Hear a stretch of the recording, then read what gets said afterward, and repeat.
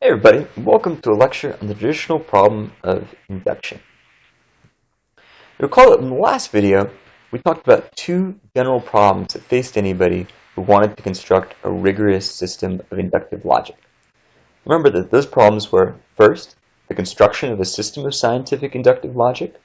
So this was actually coming up with a precise definition for inductive probability and a clear method for assessing the inductive probability of a given argument. The second sort of problem was given any formal system of scientific inductive logic, how do we come up with a rational justification for the use of that system rather than some other system? Right? Recall that a scientific inductive logic is, in addition to being clear and precise, supposed to accord well with common intuition, scientific practice, and so on. Why should we use an inductive logic that has those features rather than any other arbitrary inductive logic we might come up with? It's that second problem. It's known as the traditional problem of induction, and it's what's going to be the focus of this video and the rest of the lectures for this week. Okay, the traditional problem of induction dates back to the Scottish philosopher David Hume, who was an early modern philosopher, lived in the 18th century, and he developed what's known as the traditional problem of induction, also sometimes called the old problem of induction, in contrast to what's known as the new problem or the new riddle of induction. That's associated with the 20th century philosopher Nelson Goodman. And that topic will be the subject of a video later in the week, and chapter 4 in the text. The traditional or old problem of induction is the subject for this video, and also chapter 3 in the scrimmage text. All right. Now, David Hume argued that it is impossible to justify the use of scientific inductive logic. So that second problem of how to figure out how could we rationally justify scientific inductive logic, Hume answers that problem by just saying we can't. We can't in any way rationally justify the use of scientific inductive logic, which is a pretty sad result if he's right about that. All right, in order to state his argument or get a good sense of it, let's first think about what it would be to justify scientific inductive logic. So ideally, right, what do we want our scientific inductive logic to do? Well, we want it to do what we want any logic to do. We want it to help us get from true premises to true conclusions. That is to make good inferences when we offer arguments. Now, if the premises of an argument are true, and our logic says that the argument is a strong one, then we would expect its conclusion to be true. Right? That's what we want from a good logic. However, we know that sometimes an inductively strong argument with true premises, that is, right, an argument that's judged good by the standards of inductive logic, leads to a false conclusion, right? If this wasn't the case, then we would just have deductive logic, right? Because it's deductive logic that judges arguments as good only when their premises guarantee the truth of their conclusion. So we can't rationally justify scientific inductive logic by saying that it assigns high inductive probability only to arguments whose premises guarantee the truth of their conclusions, right? Because in that case, it would just be deductive logic.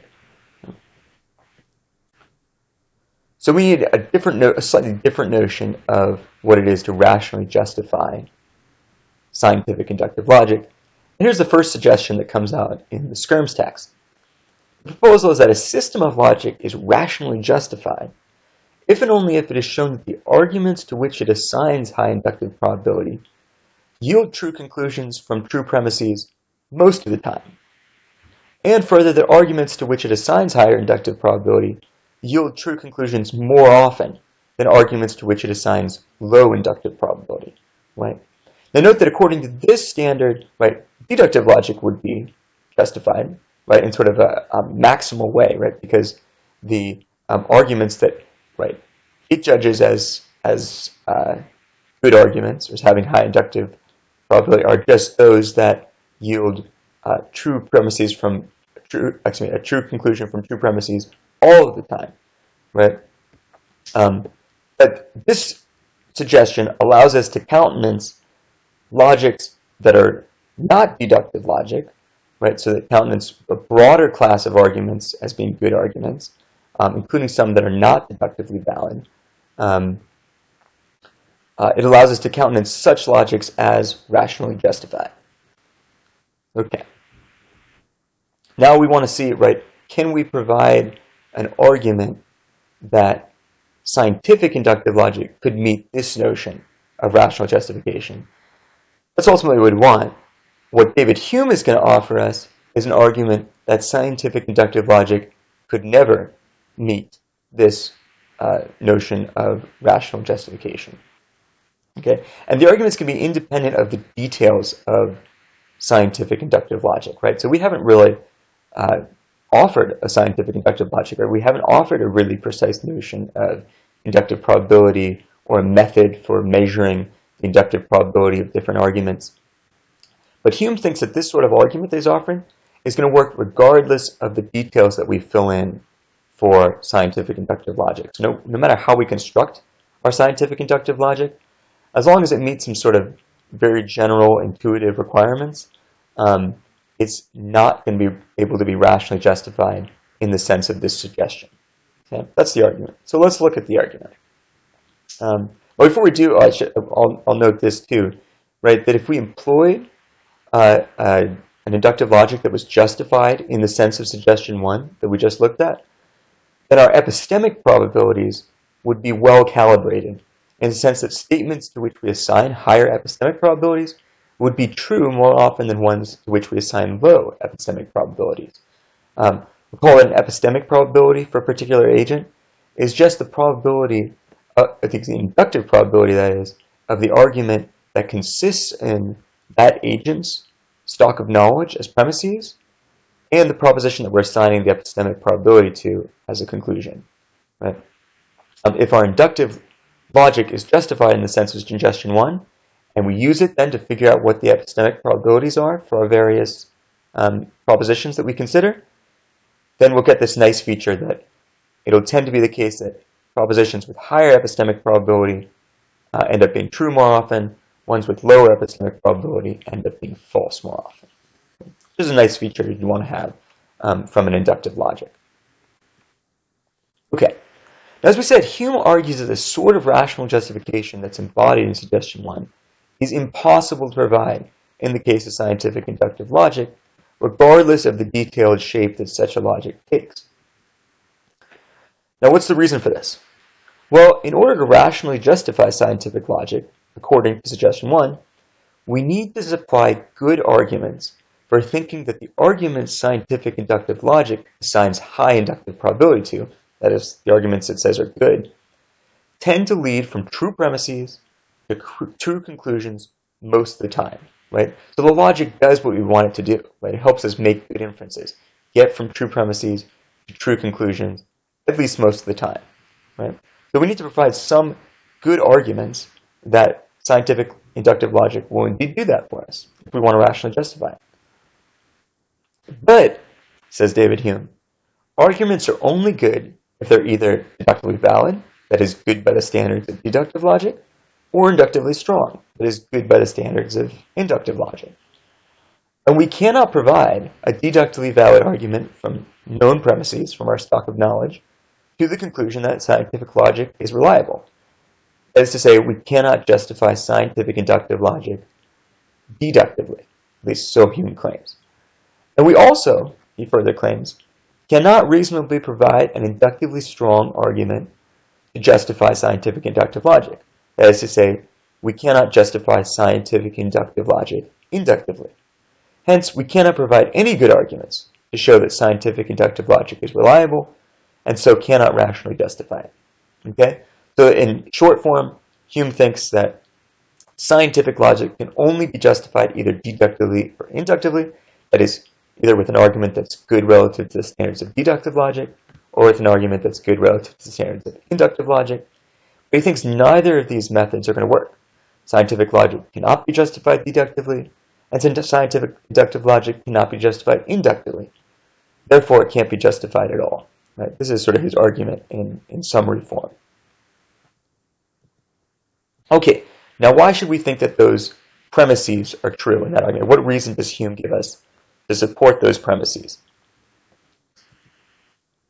All right. Well, the first premise, right, that scientific inductive logic can only be justified either deductively or inductively, this is sort of a plausible premise, right, given general notions of deduction and induction that we've introduced in this course, right?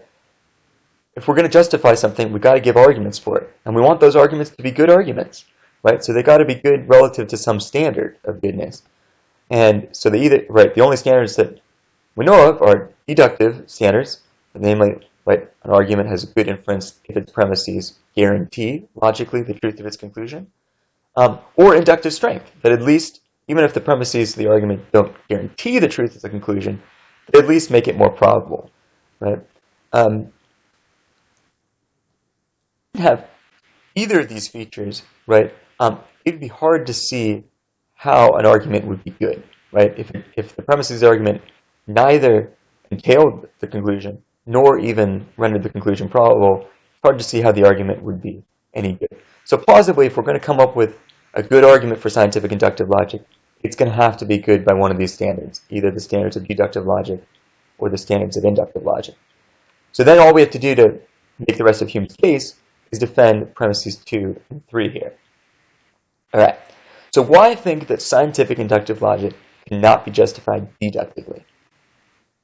Well, in order to justify scientific inductive logic deductively, we'd have to produce a valid argument with known premises, right? That is, premises that are taken from our stock of knowledge, and a conclusion that scientific inductive logic is reliable, right? That the arguments that it tends to assign high inductive probability to, if they have true premises, tend also to have true conclusions most of the time. But here's the problem, according to Hume. Our stock of knowledge does not include any contingent propositions about the future, i.e., our current state of knowledge is compatible with any possible future state of the universe, right? So far, all of the we'll use the Shrek example. So far, all of the ogres we've observed have been green, right? All the ogres of the past and present have been green, but that doesn't entail, logically, that the ogres of the future will be green, right? All right. Hence, there's no way to derive from our current knowledge, which is only of the past and present, any conclusions to the effect that particular invalid arguments lead to conclusions most of the time, since most of the time includes the future, and that's left entirely open by any known statements we might invoke as premises in our arguments. Right? So the thought here is that the past and the present leave the future open. Or in general, any sort of observations we make leave all of the unobserved cases open. Right? Okay, so that's the thought behind why we can't justify scientific inductive logic deductively. Right? So maybe then you could think, well, might we be able to justify scientific inductive logic inductively? And Hume thinks neither will this be a good idea, right? So if we were to justify inductive logic or scientific inductive logic inductively, we'd need to provide an argument in support of the reliability of scientific inductive logic that might be deductively invalid, but is nonetheless inductively strong. Right? So here's the sort of argument that might come to mind for how we would do this. So you'd have one premise, arguments that are judged by scientific inductive logic that have high inductive probability have given us true conclusions from true premises most of the time in the past. Therefore, such arguments will give us true conclusions from true premises most of the time, past, present, and future. Right? So in the past, scientific inductive logic has worked really well. Therefore, in the future, it's going to keep working well, so it works well in general. Right? Now, this argument is invalid, right? Because as we said before, the past and the present leave the future open, right? It might be that scientific inductive logic has worked really well up until now, but the universe is about to go crazy and it won't work well in the future, right? That's a logically possible state of affairs.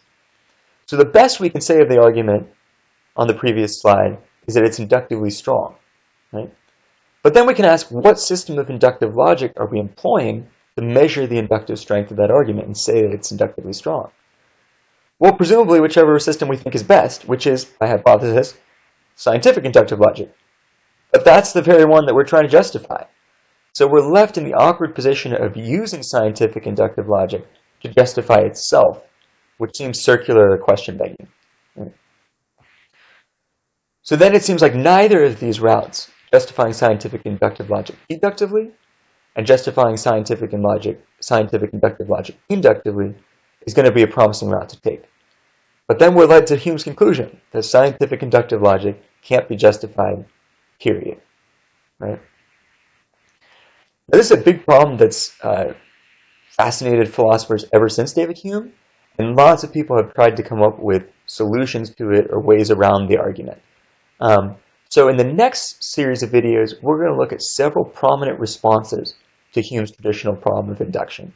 In the second video for today, we're going to revisit attempts to inductively justify induction and see if maybe we can get around the charge that they're question-begging or circular. And in the videos for Wednesday, we're going to look at two further prominent responses to the problem of induction. There's a pragmatic justification of induction and what's known as the nomological explanatory justification. So those will be the videos for Wednesday. So thanks for watching. Please complete the participation poll for this video, and then turn to the video for the inductive justification of induction. All right, thanks guys.